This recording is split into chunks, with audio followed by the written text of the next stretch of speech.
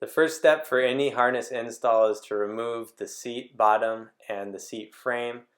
You'll see the 4 bolts. Once you remove the seat bottom, go ahead and loosen those up, and that's the only thing that holds the seat frame into the chassis. So once you loosen those, you just pull out the seat. Next, remove the gas cap, and there will be 2 bolts on the side you want to remove. One is the door latch and one is holding the plastic. On this car we have Packard body bolts, so we'll be using an Allen head screw. Obviously use the appropriate tool for what you're doing. There's 2 bolts on the side holding that back plastic. One is on the top, one is on the side.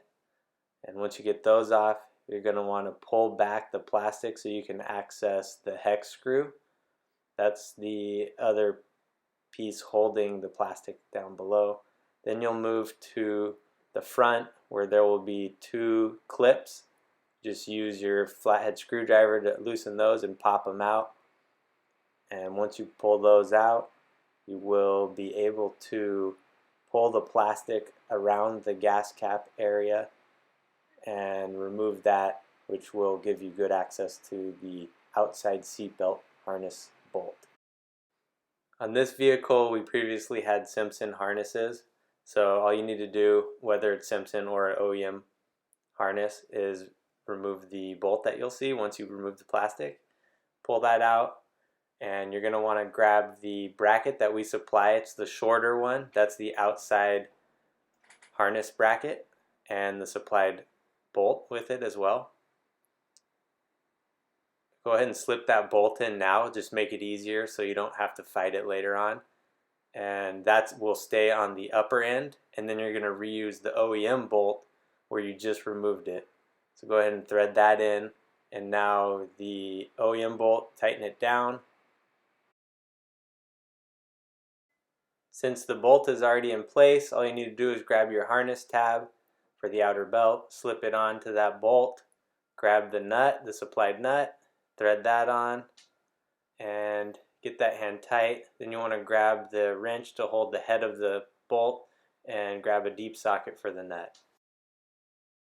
The inside lap belt is the same process. You need to remove, in the OEM setup, the seatbelt catch, or if you already have harnesses installed and you want better adjustment, you'll need to remove the bolt that's holding that clip in. You'll see in this case that we did have to clearance out a little bit just to have access for the hardware for your tools to get in there to tighten down the new bracket. A couple things to note is that you want the bend of the bracket to be facing toward the inside of the car. Also make sure to put the bolt in before you drop the bracket in place. It'll just be a lot easier to get it in. Next up is the shoulder drop bracket. The way you want to start with this is just loosely install the two tube clamps. That will allow you to slide them back and forth to fit the tube in place. So here we got the tube in place and set the spacing of the brackets.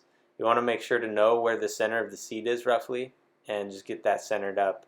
That will keep the shoulder harnesses centered for the passenger or the driver, depending on which side you're doing. Next, just tighten down the tube clamps.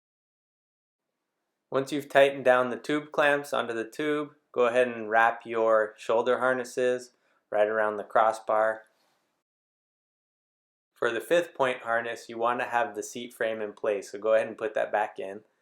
Once that's installed, grab the bracket that's supplied and the 1/4-inch bolts that are supplied and attach the bracket to the existing holes in the seat frame.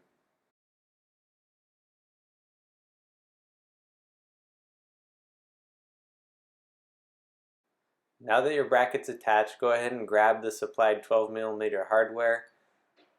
Put the tab of your harness on top of the bracket, drop the bolt from the top, and put the nut on the bottom.